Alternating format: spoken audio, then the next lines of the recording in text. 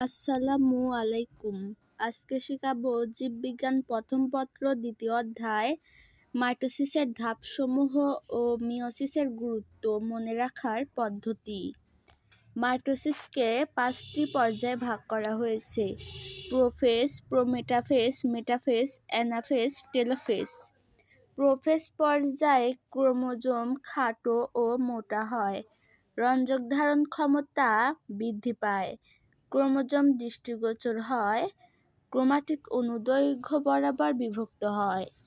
Prometaphase পর্যায়ে ক্রোমোজোমগুলো spindle তন্তু ধরে বিষুবীয় অঞ্চলে যেতে শুরু করে, ক্রোমোজোমীয় নৃত্য দেখা যায়। সেন্ট্রোমিয়ারের কাইনেটোকার মোটর প্রোটিনের সাথে স্পিন্ডল তন্তু যুক্ত থাকে। সেন্ট্রোমিয়ার ট্র্যাকশন ফাইবারের সাহায্যে স্পিন্ডল তন্তুর সাথে যুক্ত হয়।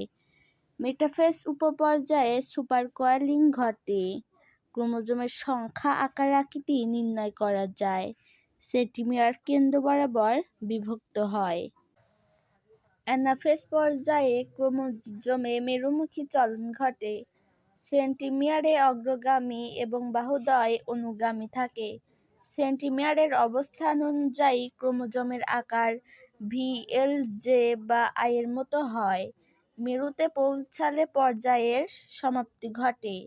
মেটাসেন্ট্রিকের আকৃতি ভি এর মতো হয়, সাবমেটাসেন্ট্রিকের আকৃতি এল এর মতো হয়, অ্যাক্রোসেন্ট্রিকের আকৃতি জে এর মতো হয়, টেলোসেন্ট্রিকের আকৃতি আই এর মতো হয়।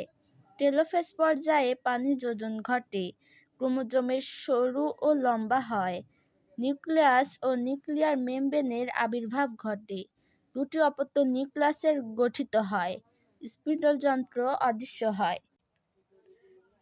মিওসিস এর গুরুত্ব মনে রাখার পদ্ধতি। অভিপ্রজাতি বৈচিত্র্যের জন্য মেন্ডেলের কাছে গেল। অভিতে হবে অভিব্যক্তি ও বিবর্তন। প্রজাতিতে হবে প্রজাতির স্বকীয়তা ঠিক রাখা। মিওসিস কোষ বিভাজন প্রক্রিয়ায় প্রজাতির স্বকীয়তা ঠিক রাখে। বৈচিত্র্যেতে হবে বৈচিত্র্যের সৃষ্টি। মিওসিস কোষ বিভাজন প্রক্রিয়ায় বৈচিত্র্যের সৃষ্টি হয়। জন্যতে হবে জননকোষ সৃষ্টি ও জনুক্রম।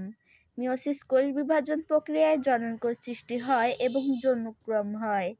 মেন্ডেলেরতে হবে মিওসিস কোষ বিভাজন ছাড়া মেন্ডেলের সূত্র ব্যাখ্যা করা যায় না।